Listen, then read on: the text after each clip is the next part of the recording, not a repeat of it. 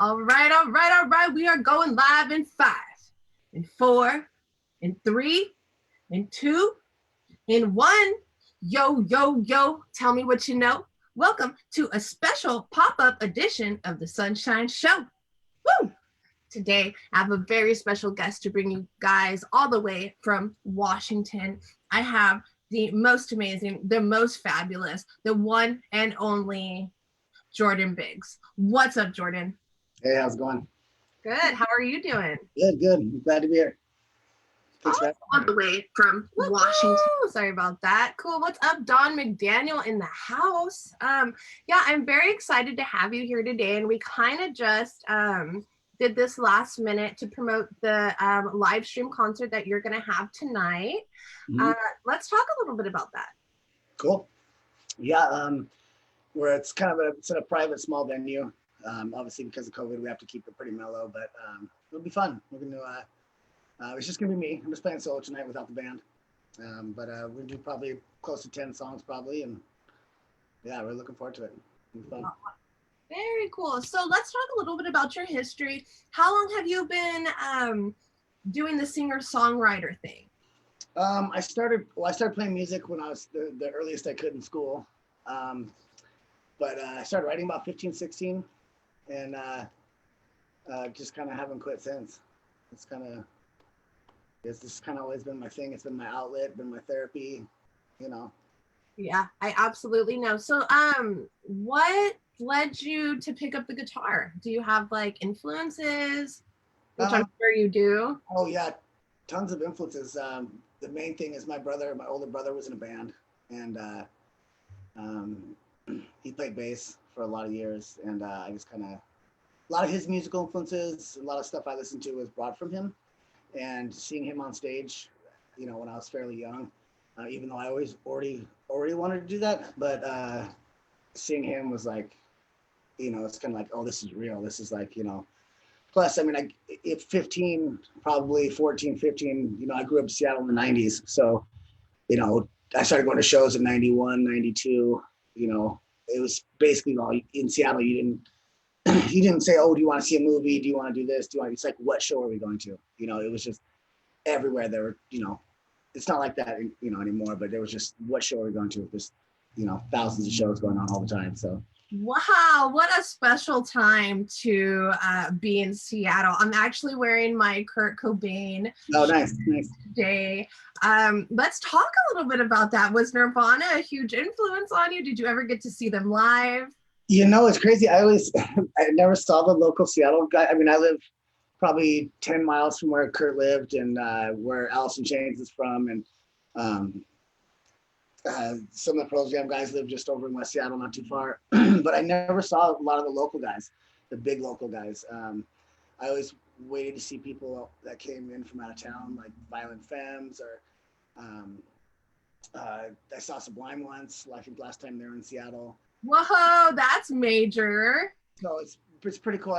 But I always regretted not seeing, you know, not being able to see Soundgarden or Nirvana, you know. But I just I figured, you know, they're always here, so I didn't figure I had to necessarily see them, and it's kind of over now. So yeah, it's one of those things, you don't know what you have until it's gone, right? Absolutely. I actually went to the last Nirvana show here, but some friends of mine talked me into going to some stupid party or something, and I was like, I'll see him next time, and then Kurt passed after that. So.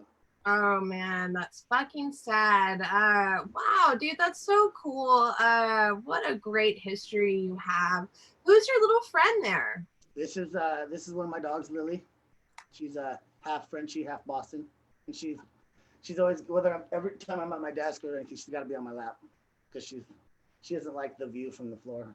What a cutie. Does she make those like really snorty sounds? Yeah, she's very much French bulldog. She'll sit there with her eyes open and still snore. Oh, how sweet. It's cute and sweet until she keeps me up at night. Cool. So let's talk a little bit. So I know you're being managed now by Michelle and Teresa, and very awesome. And that's how we came to meet each other, which I love Michelle. I love Teresa very much. And it's really cool what they're doing. Let's talk a little bit about what they've been doing for you. Um, well, I'm horrible with social media. First of all, I'm kind of like I'm old school, so I'm like still in that mindset where it's like go to shows and play shows. That's and I'm horrible with social media, so they're doing all that, which is awesome. We're boosting my Instagram. Uh, Obviously setting up interviews and cool stuff like this. Also putting some shows together. I mean, we're really it's the sky's the limit on what they're doing. Putting this huge festival together. I believe it's going to be late August or early September. I think we talked about it. The Federalize It 2, which we played Federalize It 1, it's a small venue.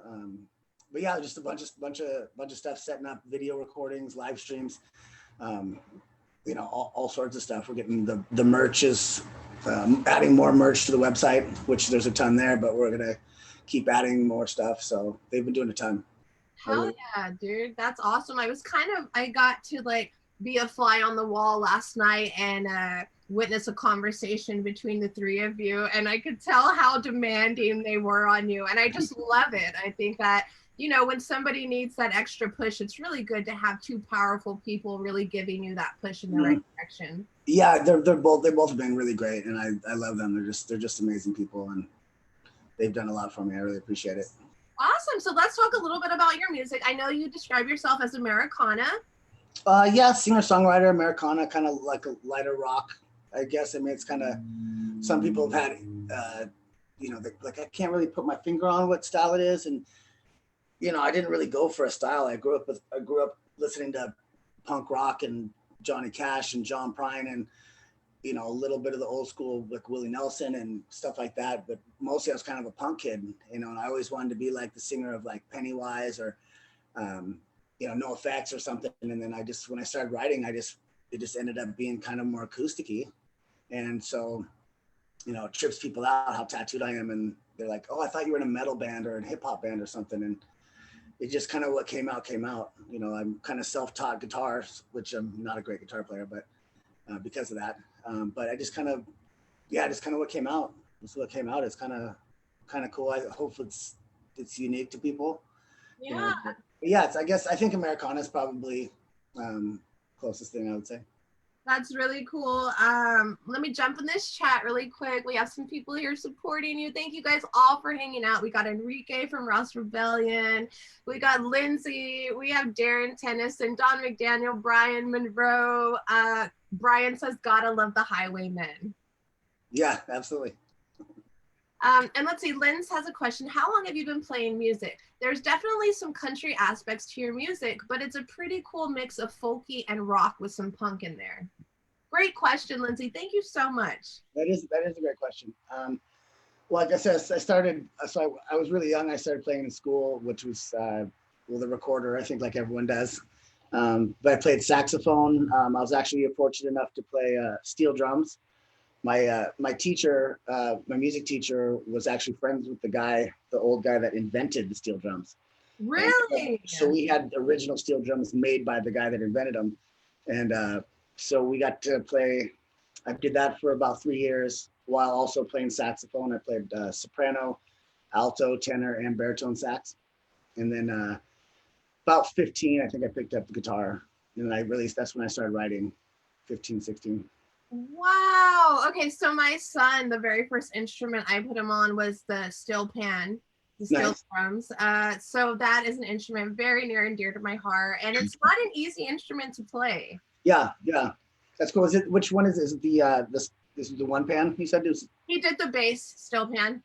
Okay, cool. I had 6 full drums that sat on the floor and had 3 notes on each one. So it's like, each note is like this big and it's pretty fun. Yeah. I really miss it. Very cool. So you played alto sax, tenor sax. So you are very talented. Oh, I think writing's my strong point. I really like to get back to playing saxophone. I really love horns. I love that ska sound, or like the baritone and tenor and Morphine, the band Morphine. Let's talk a little bit about your favorite ska bands. I don't know a whole lot of ska bands. It's like Real Big Fish. I like the Mighty Mighty Boss Tones. It's one of my go-to albums. I just love the horns, and it doesn't have to be a ska style. I like horns or like violin, a lot of strings in all sorts of styles. Very cool. Did you ever listen to Skank and Pickles? No, it sounds familiar, but I haven't. I'll have to check that up. Check them out. You gotta check them out. Lynn's is saying Less Than Jake. Did you mention Less Than Jake already? No, but I do know Less Than Jake for sure. Hell yeah. Darren Tennyson says, gotta love the sax. There's something about a saxophone that is just very pleasing to the ear if you can play the saxophone. Yeah, that's very true. You can definitely play it wrong. The reason I stuck with baritone longer, I started with alto, but I stuck with baritone because of the low sounds of it, and it's really soothing. It's very mellow, and it just has this cool sound to it. It's just womp womp womp. And if you, yeah, like you said, if you play them right, it just has such an amazing sound. I just love it. Yeah, absolutely. Let's see here. Who is your ultimate dream collaboration / idol? Like, who would blow your mind to play with?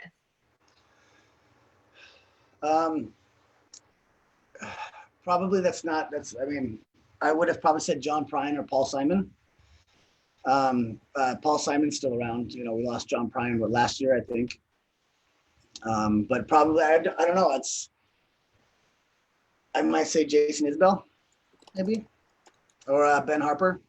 Ooh, oh my God. So, quick story. One time when I lived in Austin, I signed up and did a whole damn marathon just because Ben Harper was playing a concert afterwards for all the marathon runners. Like, hardcore Ben Harper fan right here. For sure. Yeah, my cousin introduced me to him 94, 95 maybe, and I have everything he's ever done, and I heard he's such a great guy too. Man, he's absolutely amazing. I love him. Let's talk a little bit about the. Have you seen The Lost Boys? Of course.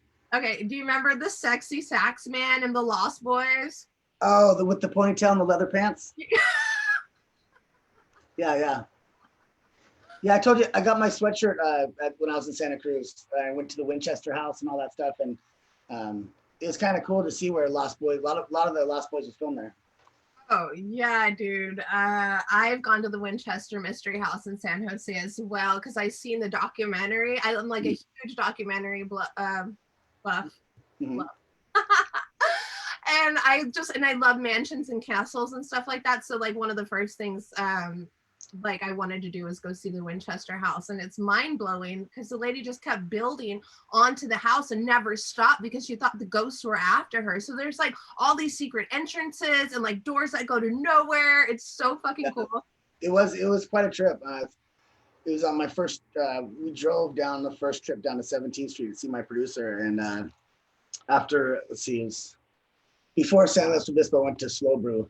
But before that, went to the boardwalk and I guess it is San Jose with the Winchester House. But yeah, it's crazy. The stairs go to nowhere, and their stairs are like 3 inches because apparently she was like 4'8" or something. Yeah. And she's in her time, she was like basically had like Bill Gates money, like. Yeah. So she was just this crazy old lady, like building stuff. It's very interesting to be there. Her husband was actually the founder of Winchester Rifles. And so it was believed that everybody that was killed by one of the Winchester guns, all those ghosts were coming back to haunt her. Yeah, it's crazy. And Winchester was so big, like she, I don't know what she would remember what they said she was worth, but she had a ton of money, so she could just afford to build on and do all these changes, like always doing stuff to that house. It's crazy. Yeah. Super cool. Oh, go ahead. No, I was just saying it's super cool. Oh yeah, it is super fucking cool. So what? How long have you been in Washington? I was born and raised here in Seattle. I have lived for a short time in Chicago, a couple years in Portland, Oregon, and then I lived in Phoenix for a little while. But yeah. But you always went back home, huh? I always came home. I actually have a song called that. It's called Rain, about always coming home. Awesome. Do you think you could play us a song? Do you want to play us a song now? Sure, I'll play some.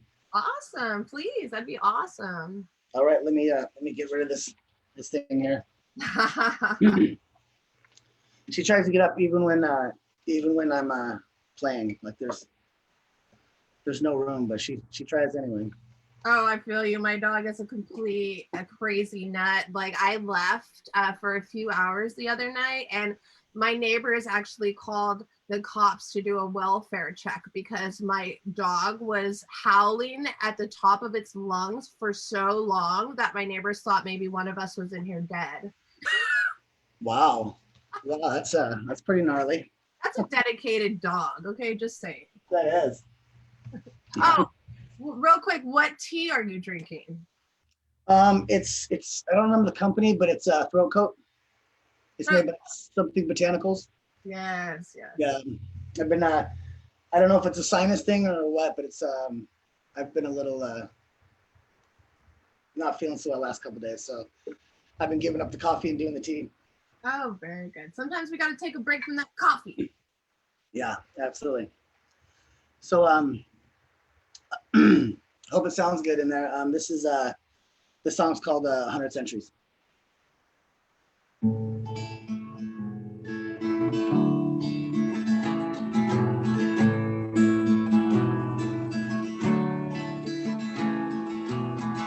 You've been altering the time I spend in thought.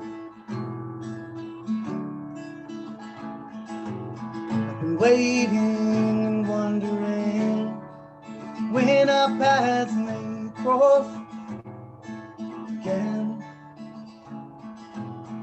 And all that time I was alone,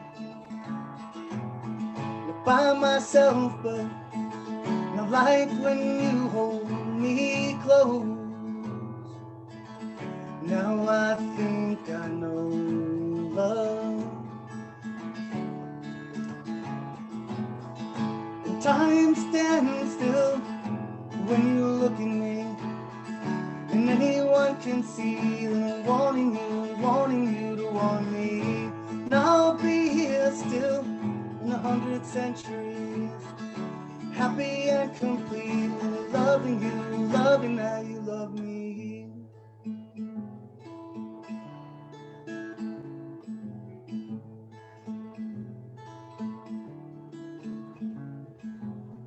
When I met you, you wrecked me, it healed me all at once. I wanted to tell you I loved you, I couldn't quite get the words out. And all that time I was alone, you made it all worth it with everything that you've shown. And now I know love. And time stands still when you look at me, and anyone can see that I'm wanting you to want me. And I'll be here still in 100 centuries, happy and complete, loving you, loving how you love me. Now I know love, wanting you, wanting you to want me, wanting you to want me. And even when we get old and the kids are grown and there's nothing left to sing, and all the things I have and everything that I've done, it won't mean anything without you. You've been altering time I spend in thought.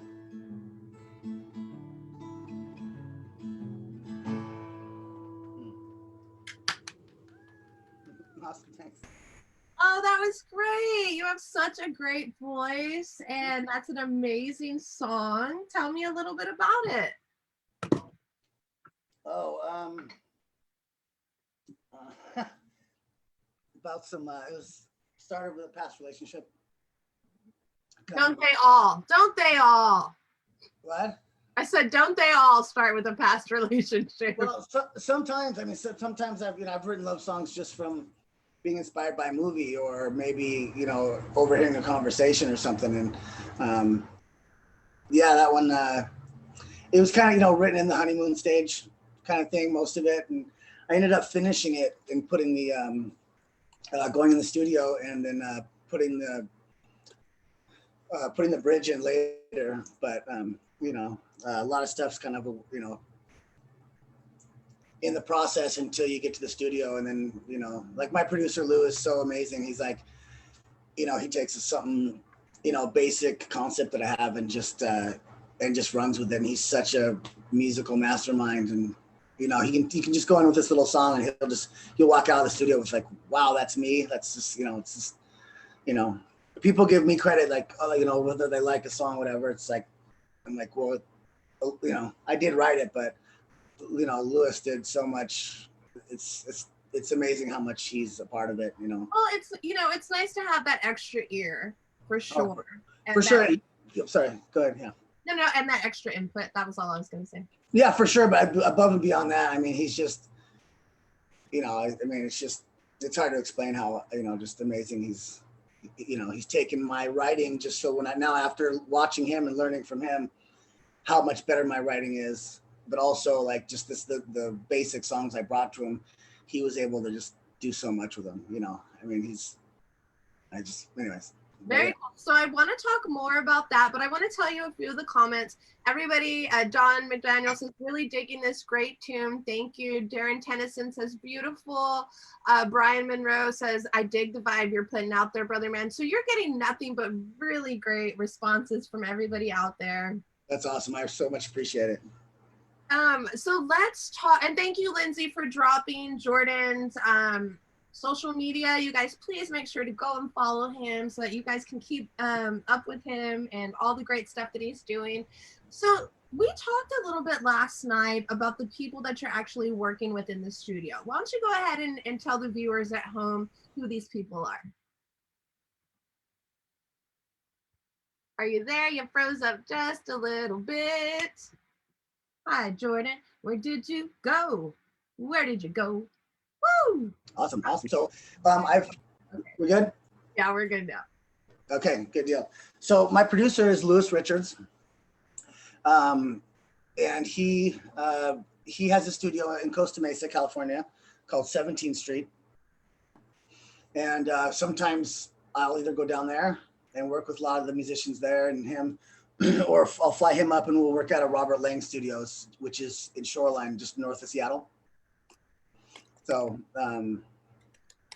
but yeah, we worked with, so the first chunk of the album we did, I had Kat and Estelle did vocals. We did a duet. And then Micah Brown did some backup for me from Iration. And then Kevin Officer from Stick Figure, he did the drums. Wow, those are big names, Jordan. Yeah, they're amazing. And I mean, besides just being amazing musicians and I love Micah's voice and such a great songwriter, but they're just great people.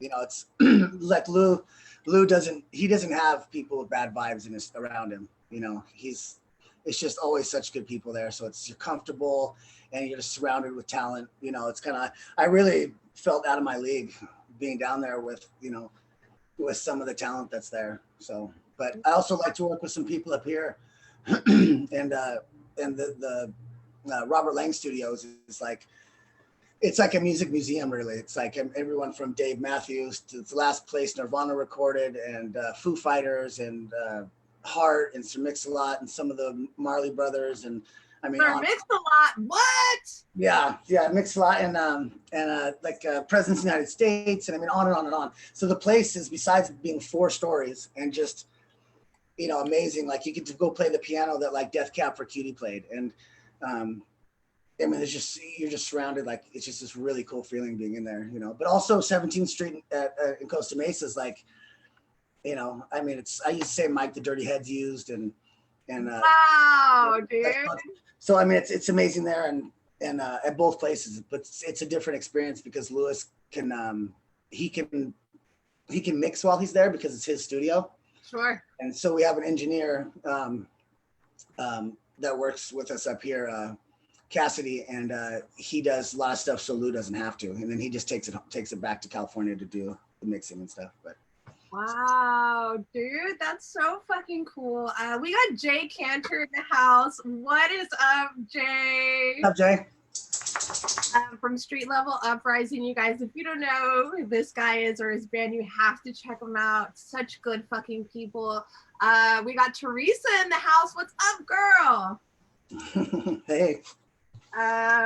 Who else we got in the house? We got the whole fan band. There's so many people here supporting you. Brian Monroe says baby got back. Yes, she does. Right on. Always. Cool. So what is your album completely done? Have you released it? What's the status? Yeah, it's completely released. It's on every major platform.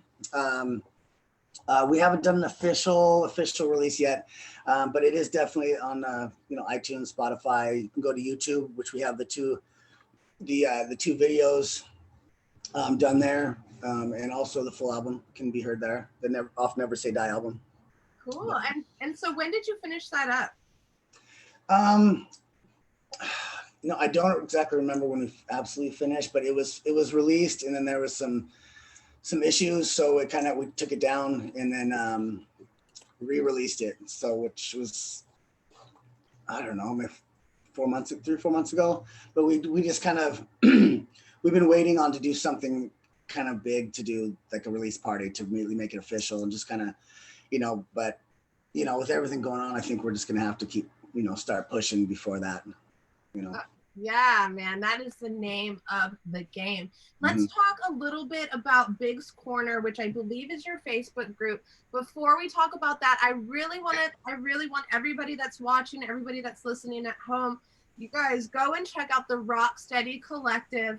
It's a new fucking group on the internet for artists, for fans, for everybody and anybody who likes music to come together, collaborate. It's an awesome fucking group, you guys. It's getting bigger and bigger. Rocksteady Collective. Go and hit that up. Go and join this group, and please share everything that you got.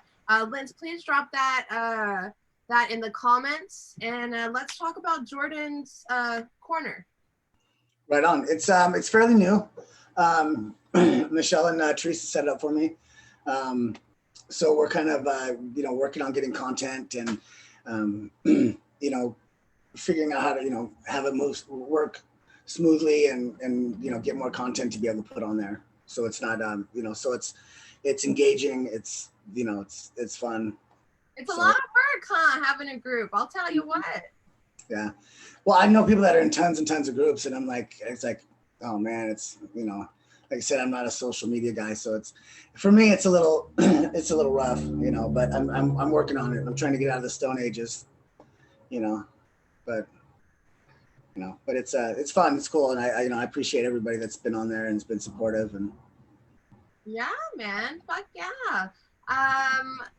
Dude, so let's talk a little bit about what you do to sort of like relax and not get burnt out by the whole music industry scene. Well, really just playing music by myself without recording or without anything is kind of therapeutic for me. But if not, sometimes I just kind of relax with my dogs and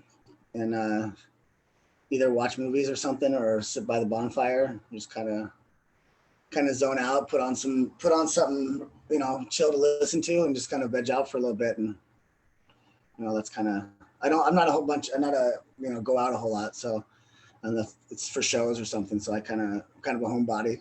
So I think the fire pit, it's kind of my spot. Yeah. So you must have adapted well this past year, everybody kind of having to stay indoors and not socialize as much. Yeah, I mean, pretty well. It's been really a bummer seeing everybody not being able to play shows, and the impact on small businesses, and just the impact on everybody, not to mention just the people getting sick and the deaths, obviously. It's been horrific. But as far as just music wise goes, it's been hard,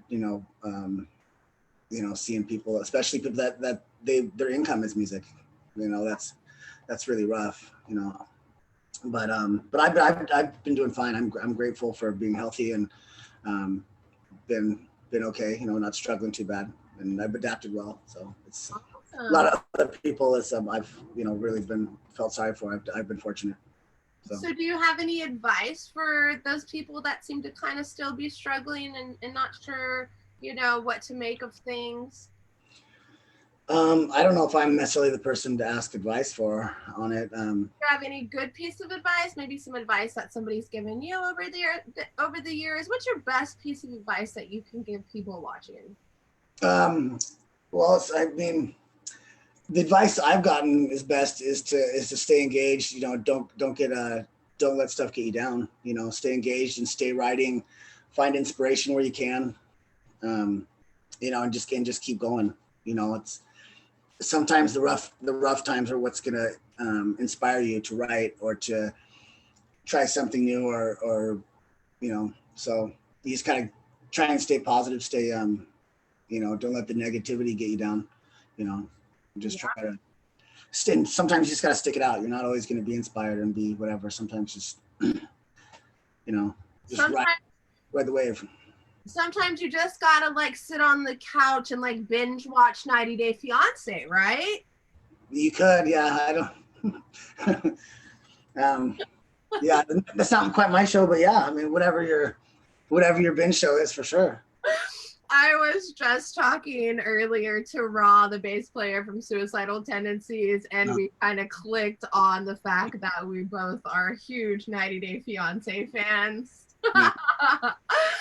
Brian Monroe says, Goonies never say die. And Darren Tennyson says, great advice, brother. Thank you so much for sharing that with us. I like to ask everybody, for advice because everybody has so many different like angles and perspectives that they come from. Absolutely.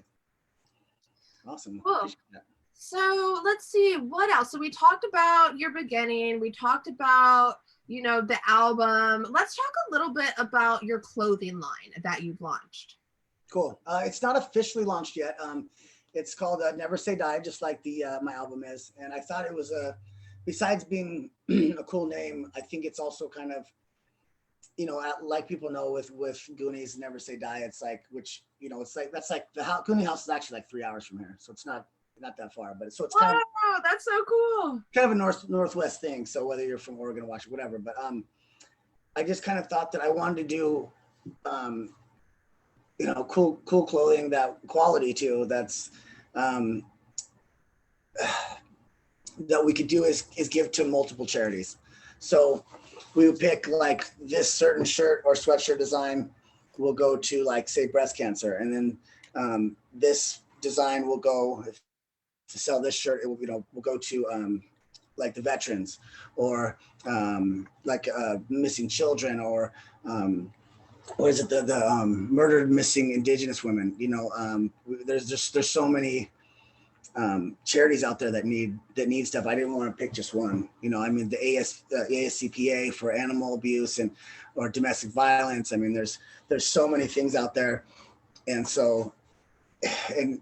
it's a lot of people want to concentrate on one because maybe it's they can actually make a bigger difference. But I kind of want to do is reach many, and reaching out to each group, like say breast cancer one, they can try and do is help the clothing line, and then we can in turn help them. So if you have a lot of different associations, charities, then you're broadening your base. So hopefully we just have a lot of different charities helping us, helping them. Oh, that's so wonderful, dude. Yeah. That's such a great idea. And congratulations, because it's not easy to, start a clothing line and, get into all the nitty gritty of, with the nonprofits. And I just love that you're thinking ahead and just, wanting to help people. And that's what it's all about, is all of us just helping each other. Right.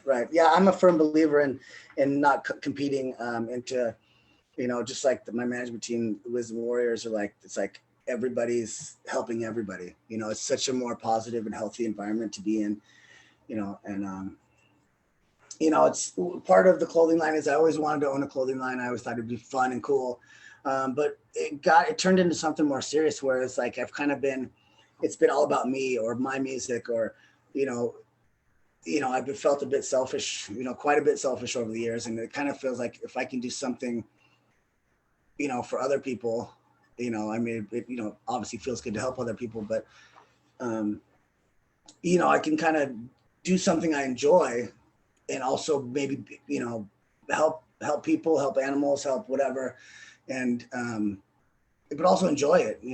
Maybe travel and meet with these charities and meet people, and just make cool clothes too. I mean, it just kind of seems like a win-win, and it's something I could do that's not a me, type of thing, but still Yeah, the 100 fucking percent. The vision's there. You've already manifested this whole thing. I can't wait to see the whole thing come to fruition. And I'm going to be right there with you guys along for the ride. And I can't wait to support your merch and just support the whole cause, because it's a very beautiful thing that you're doing, Jordan. Thank you. Appreciate that. For sure. You guys, if anybody wants to drop a question for Jordan, please do so in the comments, and I will get to them as soon as I can. Yes, Don, I am a really big fan. He says, Don says, Sunny, he's got a new big fan. Woo! That's the best part about doing these interviews, is you get like really cool people on here that you just never would have met otherwise. Right. Awesome. So what's next for you, Jordan? Well, we're doing a live stream tonight. We're looking to shoot some videos coming up, some more videos. Like I said, more merch stuff. We're just working with the laws on as far as COVID stuff for shows, festivals.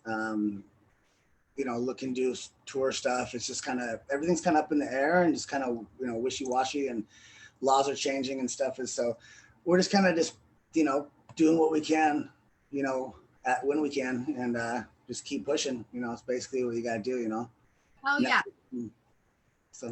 So you are going to live stream tonight, right? Because if you don't, Michelle will be really upset at you. I know. Yeah, I'm pretty sure. Like I said, I was just worried about the sound quality and stuff, but I think we're gonna be fine. So we're gonna try to get on about 6 o'clock. That's what it's kind of scheduled to be, and yeah, we'll just kind of do it. So hopefully the sound is good. Oh, it'll be great. Just believe in yourself and don't worry too much about whether or not the sound's going to be good or not. Just concentrate on your performance and the sound's going to come out amazing. Cool. Awesome. Thank you. Let's hear another song, Jordan. Okay. Go on.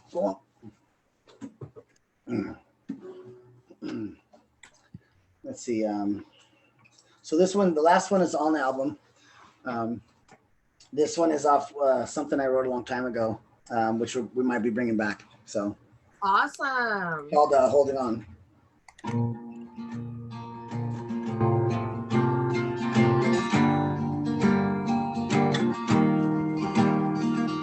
Time is never enough of it, and you've been wasting mine, so we won't spend any more of it.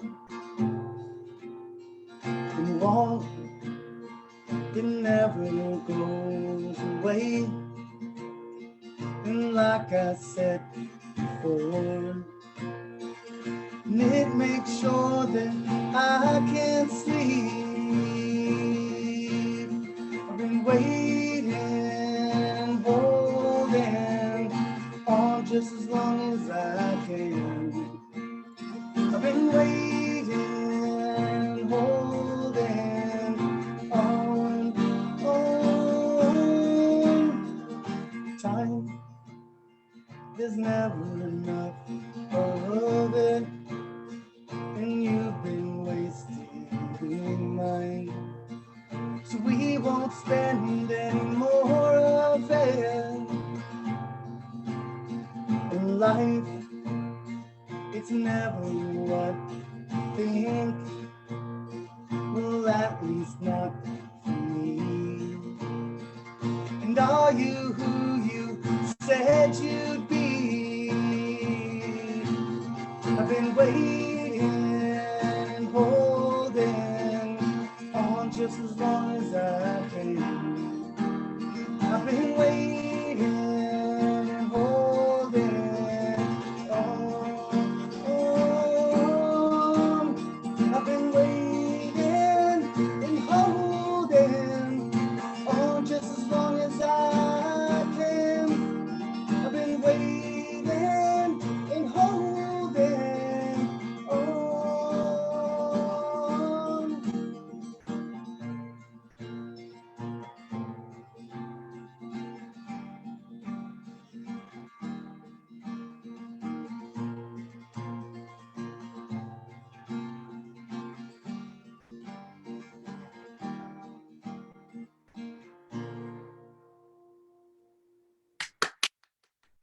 That's the one that I haven't played in years, but I like it. I want to redo it, bring it to the studio. Yeah, dude, hell yeah. Congratulations on everything you're doing. Lynn says your voice is super interesting. You have a raspy, gravelly thing going on talking, and then smooth as butter. Oh, well, thank you. You can hear a lot better versions if you go to the YouTube and stuff like that. You'll hear the better version. Not that one, but like the first one. It's a little better produced, and I don't have a little cold that I have now. So, but thank you so much.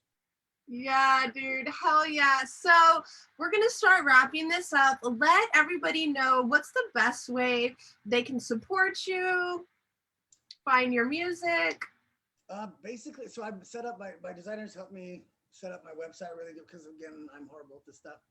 But my designer John, he set up the website to where if you click on it, it's jordanbiggsmusic.com, and it's got all the merch up top, and then it shows like you can listen to the full album, and then you can watch the 2 videos. But you can also do the videos and album on directly on YouTube. So Awesome. Fuck yeah. Just checking out the website's the best thing to do. Very cool. I will definitely drop that in the comments after we get out of here. Brian says, I really dig your sound, but I love her folk country guitar vibe. And he agrees with Lindsay on the voice. That is true, right? Because if you listen to like people with like gravel or like raspy kind of voices, normally that kind of like leads into their music. And with you, it's quite the opposite. Yeah. So that's awesome, dude. Right on. Cool, Jordan. Well, thank you so much for hanging out with me today. I know that this was just like a very like last minute thing, and I'm glad that we were able to make this happen. Thank you everybody that's hung out with us today, everybody that's listening to the podcast. You guys are my rock stars. I could not do it without you guys. Until next time, you guys keep smiling, stay kind, and keep rocking and rolling. Jordan, it's been real, brother. It's been awesome. Thank you so much for having me. Absolutely. I'll talk to you again soon. Absolutely. All right, bro. Bye. Thanks.